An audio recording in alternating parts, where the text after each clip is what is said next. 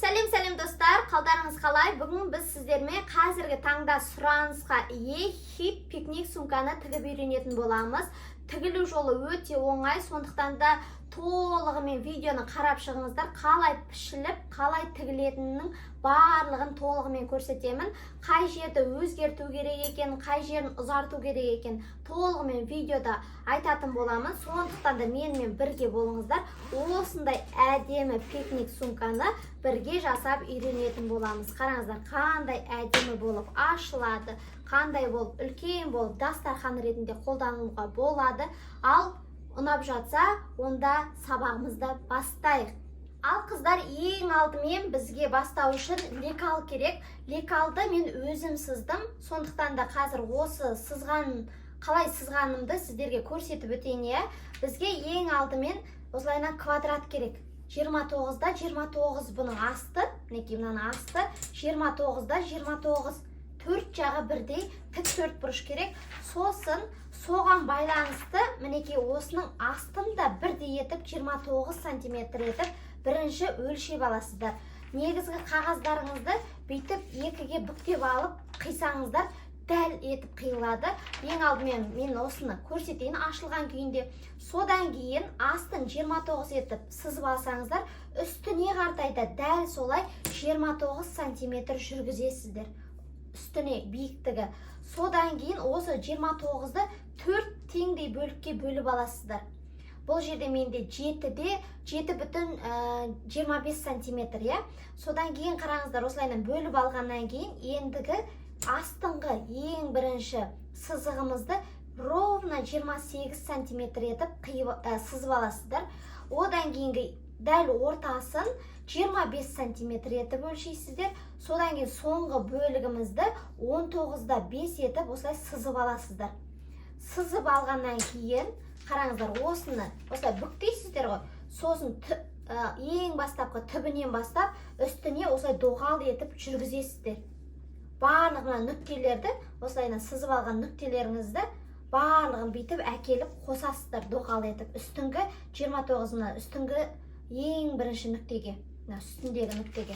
Түсінікті ғой, қараңыздар, сонда ашып қиып алған кезде сіздерде осындай доғал лекал шығады. Бұл біздің екі бұрышымыз болады, екі жағы. Менде бұның электронный нұсқасы жоқ, себебі бұны мен өзім қарап отырып, өзім сыздым. Енді дәл осыны қараңыздар, екіншіге бастырасыздар. Бұл да дәл сонда мінекей қараңыздар, бірдей, тек үстіне қосымша тағы 7,5 сантиметр қосасыздар мінекей бұлайынан. 7,5 сантиметр үстіне қарай көтересіздер. Оның мына алдын 14 сантиметр етіп аласыздар, дүзу етіп.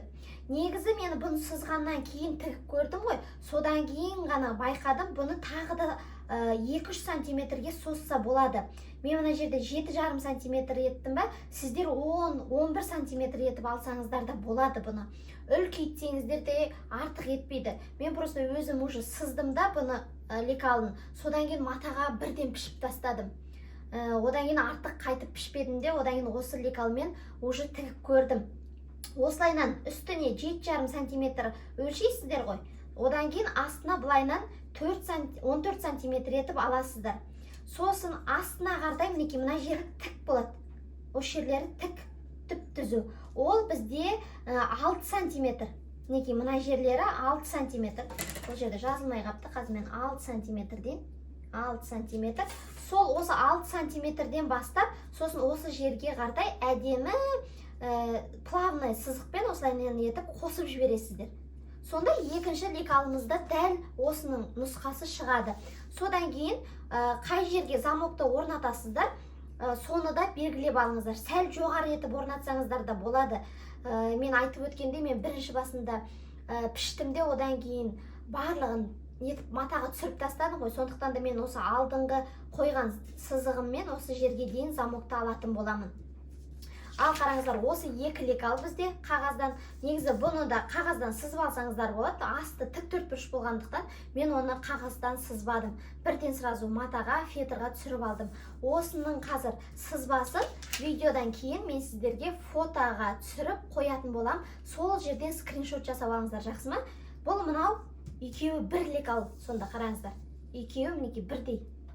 Бұның да асты 29, биіктігі мына жерге дейін тоже дәл солай 29, тек үстіне ғана қосымша қосасыздар. Мінекей. Осыны мен сіздерге қазір дәл осылайынан қойып, фотоға түсіретін болам, жақсы ма? Мінекей. Осылай бірінің үстіне бірін қоям, ал сіздер түсінесіздер. Қараңыздар. Бұл екілік ал бізде, е? Жақсы ма? Ал ендеше осыны сызып алсаңыздар, осыны матамен осындай фетрға түсіріп алайық, е?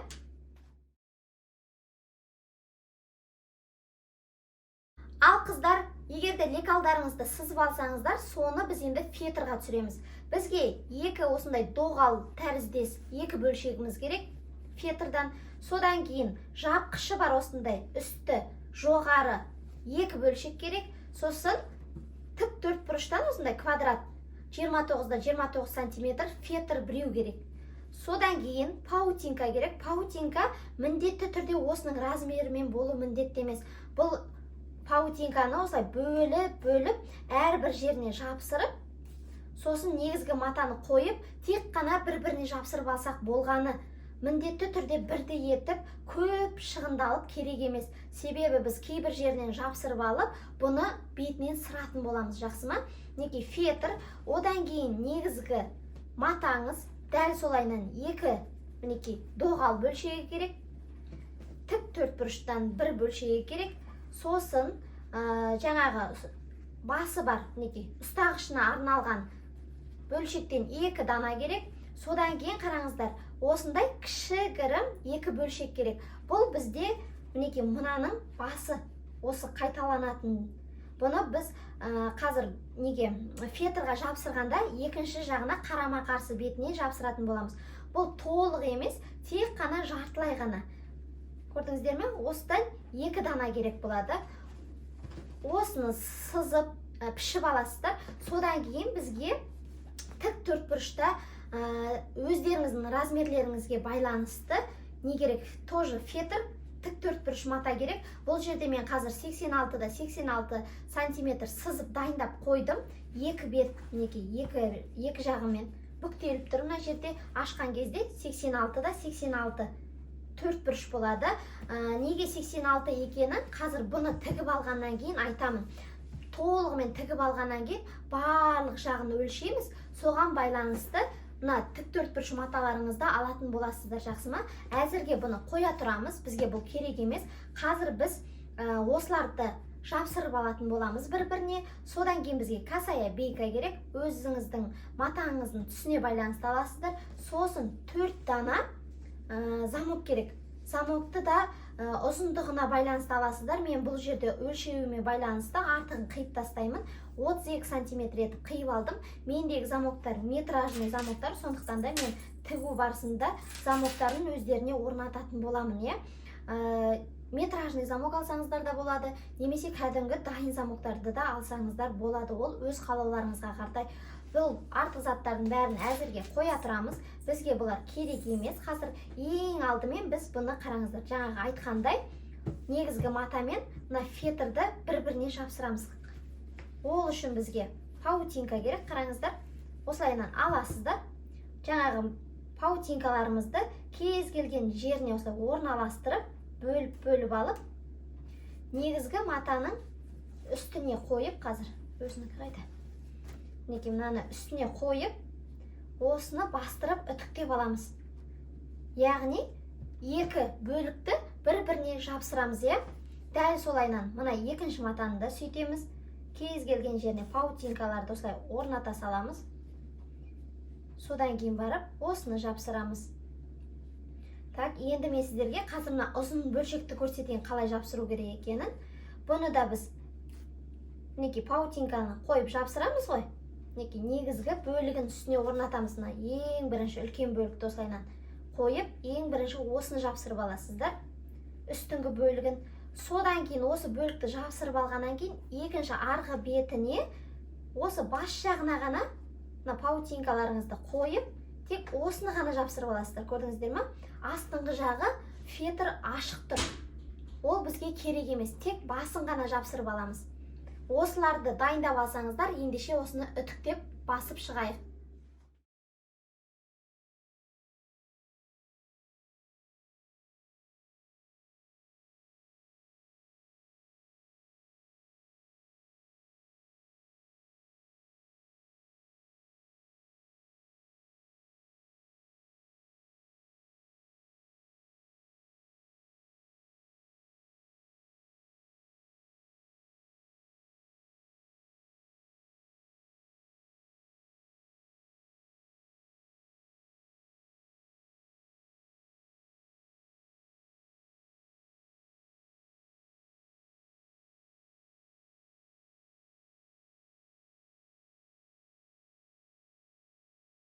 Ал мінекей қыздар, қараңыздар, толығымен фетрға негізгі матамызды жапсырып алдық. Міне 5 бөлікті де мына арт жағында қараңыздар. Енді фетрімізді осылай арт жағын қойып, осыны сызып алатын боламыз. Бұны біз сосын сырып тігетін боламыз.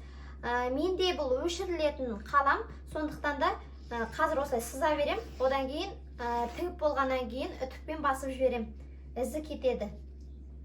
Осылай артына сызықтармен сызып, оны машинкада сырып тігетін боламыз. Ең алдымен осылайынан сызып алайық.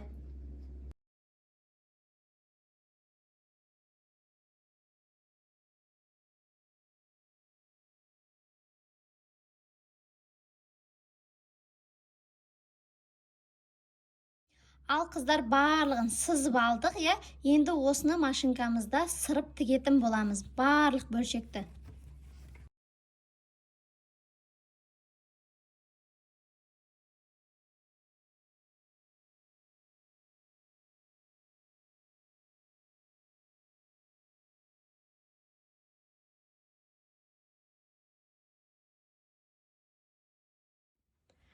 Ал мінекей қыздар, қараңыздар, барлығын толығымен сырып тігіп алдық, мінекей.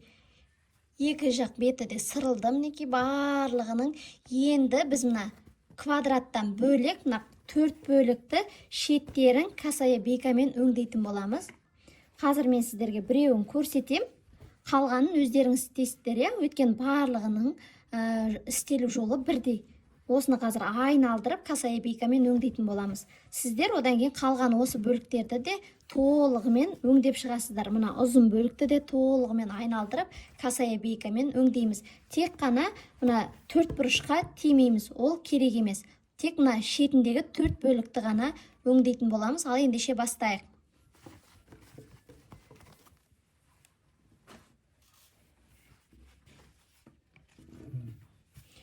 Бет жағына мына касая бейканы ашып, бір жақ шетін ашып, осылайынан айналдырып, ең алдымен тігіп аламыз.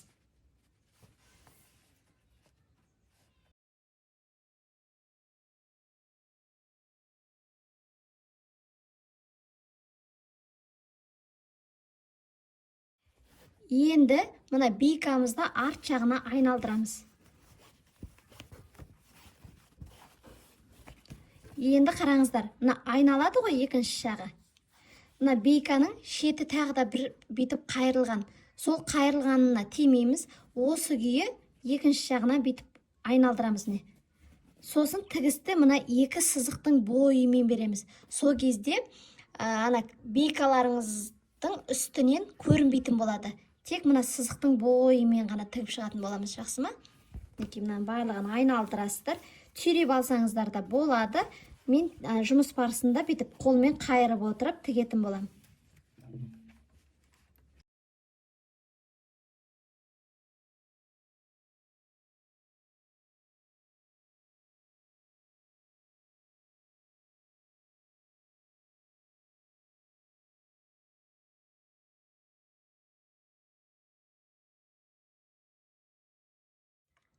Ал мінекей қыздар, қараңыздар, айналдырып отырып толығымен тігіп алдым, мінекей ішкі жағы да толығымен тігілді. Бүйтіп айналдырып касая бейкамен. Енді дәл осылайынан қалған 3 бөлікті де толығымен әдемілеп айналдырып тігіп аласыздар. Ал қыздар, қараңыздар, толығымен бейканы айналдырып шықтым, мінекей. Сосын бейканы айналдырып болғаннан кейін төртеуін де толығымен әдемілеп үтіктеп алдым. Ендігі кезекте замокты тігеміз. Қараңыздар, ол үшін мына лекалыңызды қоясыздар. Содан кейін қай жерді белгілеп алдыңыздар замокқа, соны сызықпен түсіріп аласыздар, жақсы ма? Бұлай мелмен осылайынан белгілеп аласыздар. Соны қалған бөліктерге де осылайынан қойып белгілеп шығасыздар, жақсы ма? Қай жерде біздің замок орналасатын болады. Осылай төртеуін белгілеп алғаннан кейін, қараңыздар, кезек-кезегімен қойыңыздар. Үлкенді, одан кейін доғалды, қайтып үлкенді, сосын доғалды. Себебі қазір бір-біріне кезектесіп осы замокпен жалғаймыз. Замокты жалғау барысында жақсылап қарап алыңыздар, жақсы ма? Қалай тігетінімізді. Ал қыздар, енді замокты тігеміз. Доғалымызды аламыз да, мына замокты беті, мінекей бет жағы, осыны астына осылай 3-4 сантиметр шығарып, орналастырып, өйстіп айналдырып тігетін боламыз. Мына шетіне дейін жеткен кезде, мына лентаның, замоктың лентасын ішке қартай қайырып жібереміз, қараңыздар.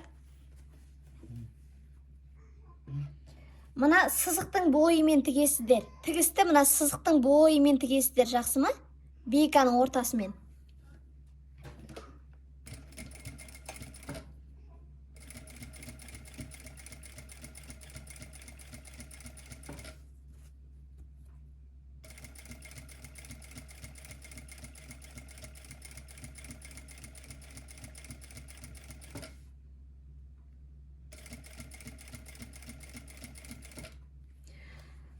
Мына жақтағы арт жағынан белгілеп аласыздар. Келесі бөлшегіміз қай жерден басталатынын.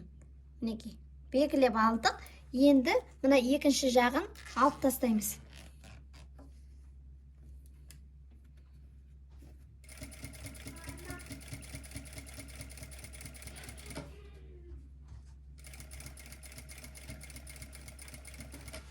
Қараңыздар, сызыққа жақындадық, е? Енді осыны, мінекей, замокты алып, бейтіп, ішке қартай мына жағын қайырамыз. Мынау артқа кетеді. Көрдіңіздер ме? Қараңыздар, мен қазір жақындатайын.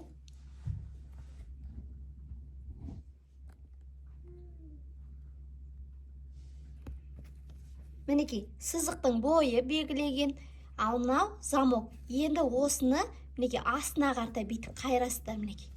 Көрдіңіздер ме? Жаңағы сызыққа жеткізіп. Міне, енді осы жерге дейін әкеп, бірнеше рет тігіп жібереміз.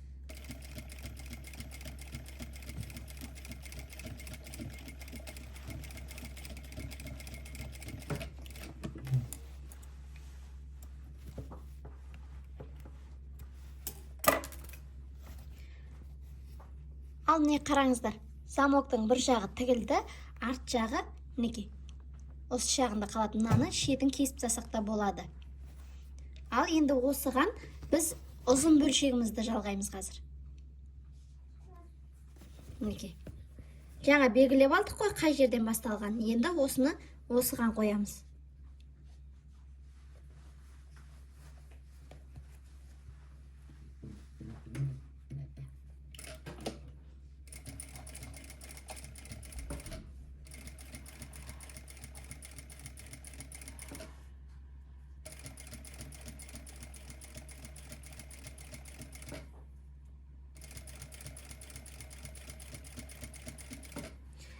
Замоктарыңызды бірдей ғып әкеп отырасыздар жанына.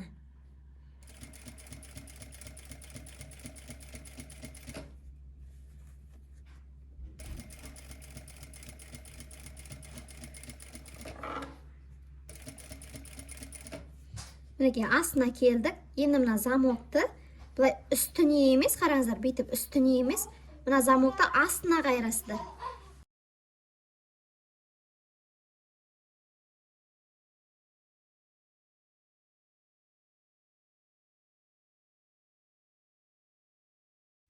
Ал мінекей, бір доғал, бір ұзын тігілді, е? Енді замокты екінші жағына дәл солайынан тігеміз. Осыдан кейін келесі доғалды жалғайтын боламыз. Сондықтан да рет-ретімен қойып отырыңыздар.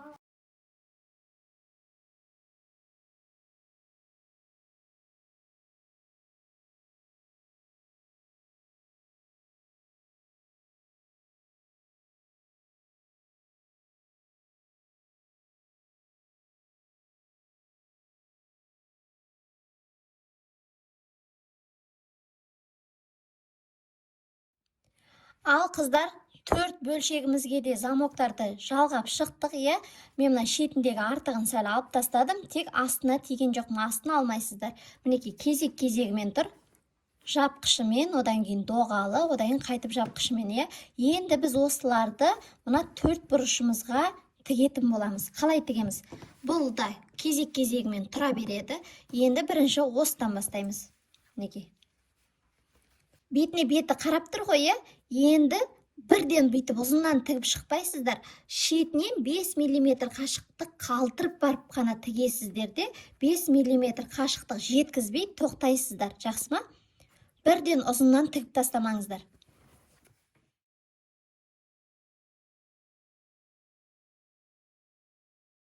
Ал мінекей қыздар, қараңыздар, тігіп алдық. Шетіне 5 мм жеткізбей қалдырдық. Енді бүйтіп ашамыз ғой. Бұл жерге келесі бөлшегіміз қайсысы, мінекей, соны қойып тігеміз енді. Бұны да дәл солай 5 мм жеткізбей бастап, 5 мм жеткізбей аяқтап тігетін боламыз, жақсы ма?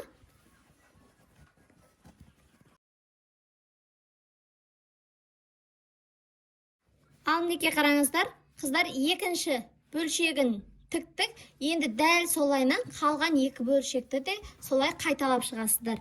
5 мм мінекей жеткізбей бастайсыздар, сосын 5 мм жеткізбей аяқтайсыздар, жақсы ма?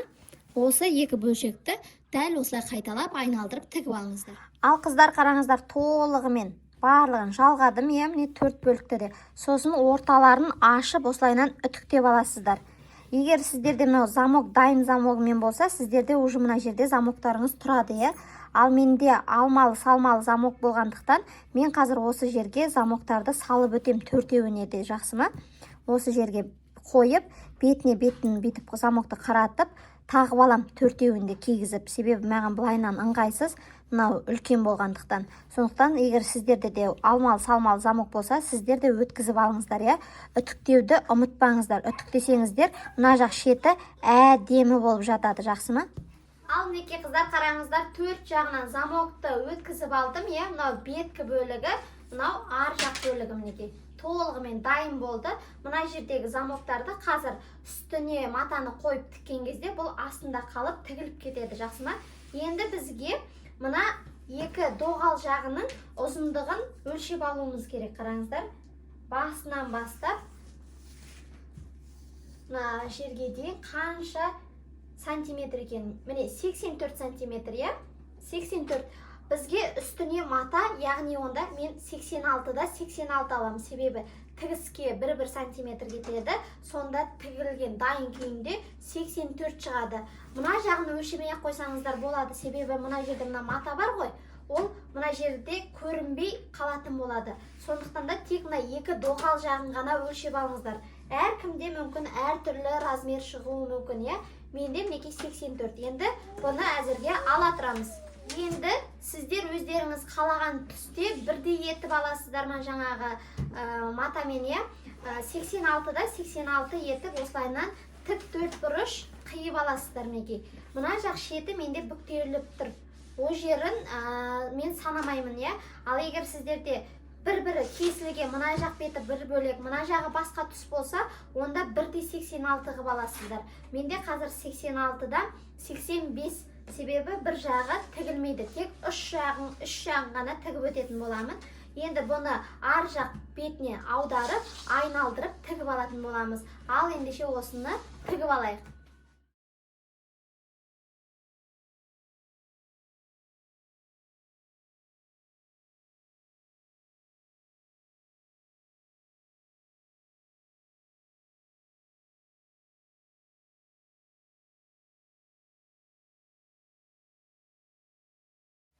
Ал қыздар, толығымен үш жағын айналдырып тігіп алдым. Мына жерде шамамен 6-7 сантиметр айналдыру үшін алып қалдым. Енді айналдырмас бұрын мына үш жақ бұрыштарын алып тастаңыздар, айналдырған кезде бұрыштары әдемі шығу үшін.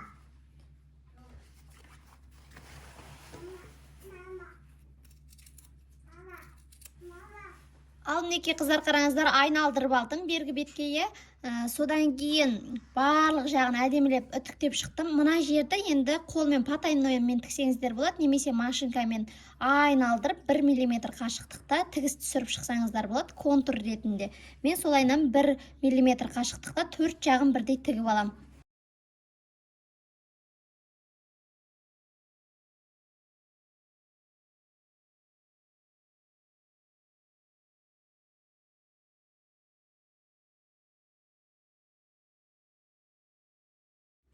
Ал қыздар, мінекей 4 бұрышымызды тігіп алдық, Енді осының негізгі бөлігіміздің үстіне тігетін боламыз. Ол үшін дәл осының ортасын тауып алыңыздар. Мінекей.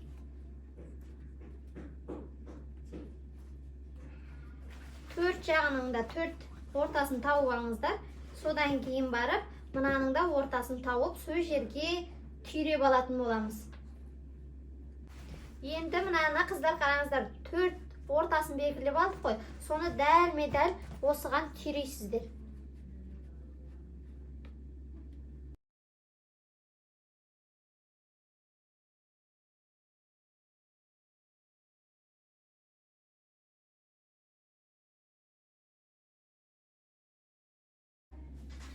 Ал неке қыздар қараңыздар, барлық жерін түйреп алдық, я. Ендігі кезекте машинкада осы іздермен, мына касая бейканың шеттерімен, сосы мына жерге, міне үш жермен бітеді ғой, осы жерден дүзу етіп, бүйтіп, айналдырып, осы контурмен тігіп шығамыз. Соңғы тігісіміз қалады, содан кейін барып, ұстағыштарын орнататын боламыз. Ал енді осыны машинкада айналдырып тігіп алайық.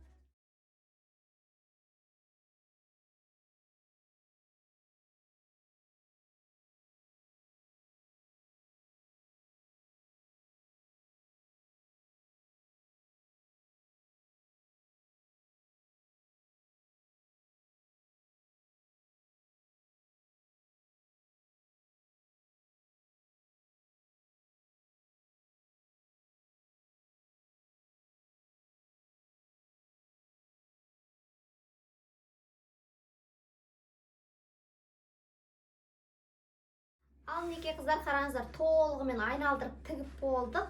Неке асты үстіне тігілді. Ешқай жері артығы көрінбей қалды, көрдіңіздер ме? Мына жерге бағанағы жасаған кішкентай бөлігіміз осы үшін ғана керек. Ендігі кезекте мінекей жауып көреміз барлығын төрт жағын.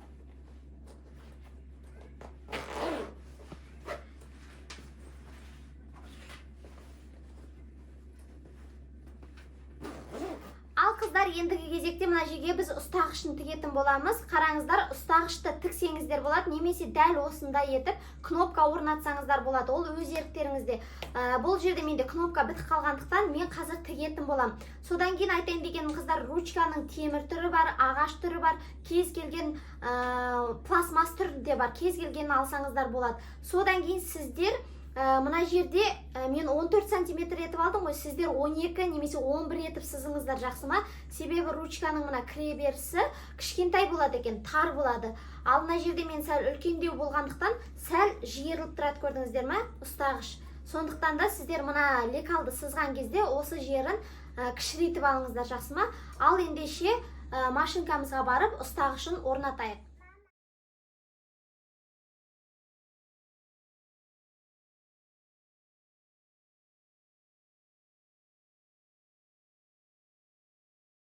Ал неке қыздар, пикник сумкамыздың ручкасын тігіп алды. Қараңыздар, қандай әдемі болды.